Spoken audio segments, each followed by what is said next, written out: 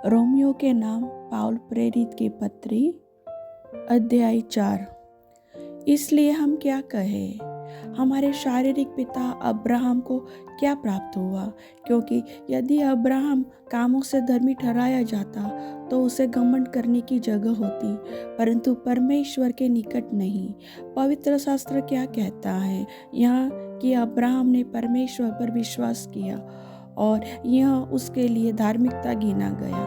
काम करने वाले की मजदूरी देना दान नहीं परंतु हक समझा जाता है, परंतु जो काम नहीं कर वरन भक्तिहीन के धर्मी ठहराने वाले पर विश्वास करता है, उसका विश्वास उसके लिए धार्मिकता गिना जाता है। जिसे परमेश्वर बिना कर्मों के धर्मी ठहराता है, उसे दाऊद भी धन्य कहता है।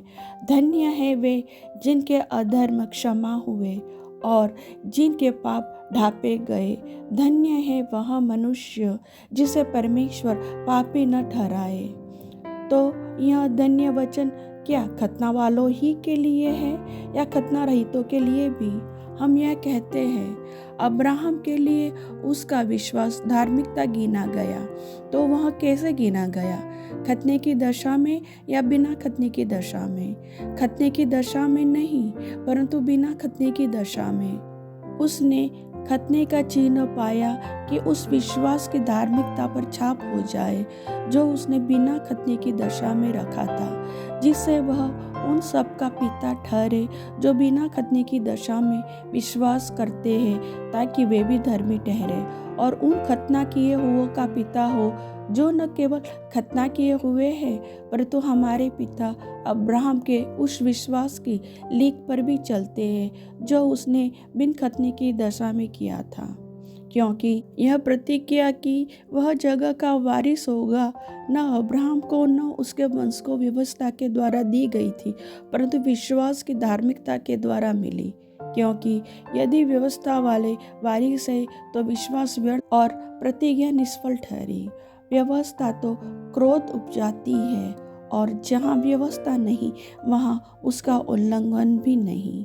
इसी कारण प्रतिज्ञा विश्वास पर आधारित है कि अनुग्रह की रीति पर हो कि वह उसके सब वंशजों के लिए दृढ़ हो, न कि केवल उसके लिए जो व्यवस्था वाला है वरन उनके लिए भी जो अब्राहम के समान विश्वास वाले हैं।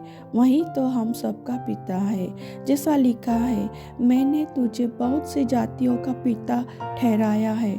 उस परमेश्वर के सामने जिस पर उसने विश्वास किया और जो मरे हुओं को जिलाता है और जो बातें है ही नहीं उनका नाम ऐसा लेता है कि मानो वे है।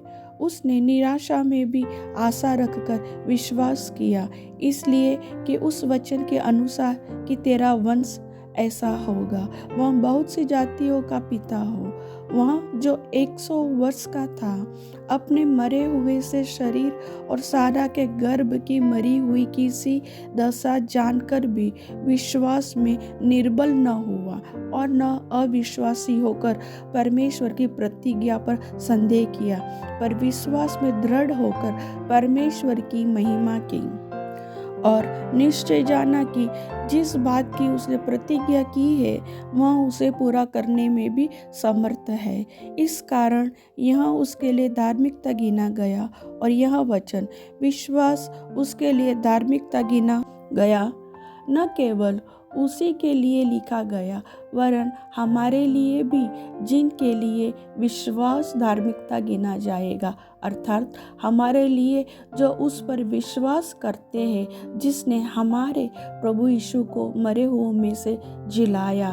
वह हमारे अपराधों के लिए पकड़वाया गया और हमारे धर्मी ठहरने के लिए जिलाया भी गया।